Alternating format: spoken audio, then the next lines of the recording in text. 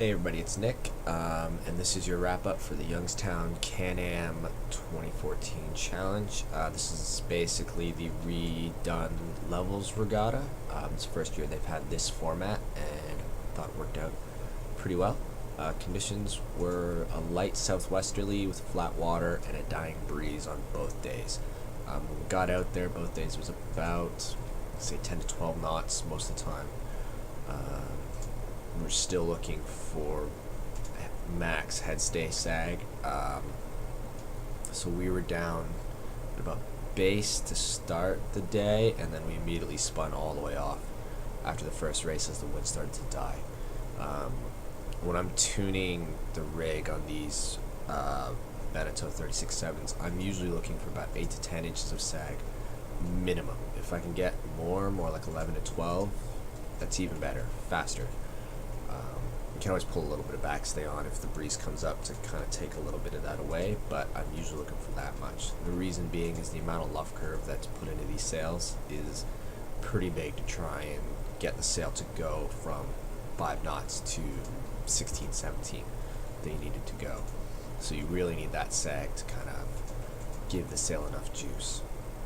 We had our leads way forward most of the time.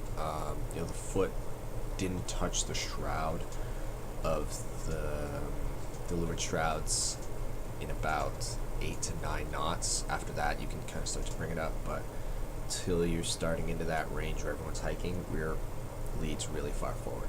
Just again, trying to keep power in the Genoa. Saturday, we had great starts, which allowed us to control the fleet and our destiny. We had no boat handling errors, so we weren't losing time on stupid things like bad jibes, bad tacks, bad sets. So, we're never losing any, so we're not opening ourselves up to, vulnerable positions. Downwind, we're just trying to keep our air clean and make sure we're on the long jibe. I spent a lot of time checking out what the 8 meters in front of us were doing. This is always a good thing to do. You can get an idea of what their tacking angles are, what their jibing angles are, what's coming down the course, and what they're doing. Most of the time we did really quick jibes after the weather mark, helped us keep our air clear, and most importantly, it got us on the long jibe immediately and in clear air. After that, any jibes we did do, we made sure that we were in pressure as we did it.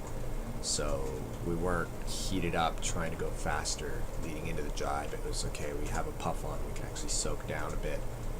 Now let's drive through this, carry as much speed as we can through it. Upwind, most of the time I found that there was a current benefit and a little bit of pressure on the left-hand side of the race course, but there were some big righties coming through. So depending on when you chose to go right, you can make a pretty big gain. I still think top left was a little bit better, probably 90% of the time, 85% of the time. There was a couple times the right did pay out, but you have to be really careful about when you went that way. We felt very fast all weekend. Sunday we had a couple bad starts, which put us way behind the 8 ball and into catch-up mode. So now we're doing the exact opposite of what we were doing Saturday, which worked so well. So we're trying to catch up now. We're having to take way more risks than we want to.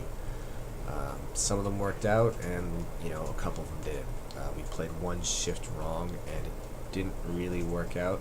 We had a pretty good recovery, but just not quite enough. We passed 3 boats, but didn't pass the one that we needed to.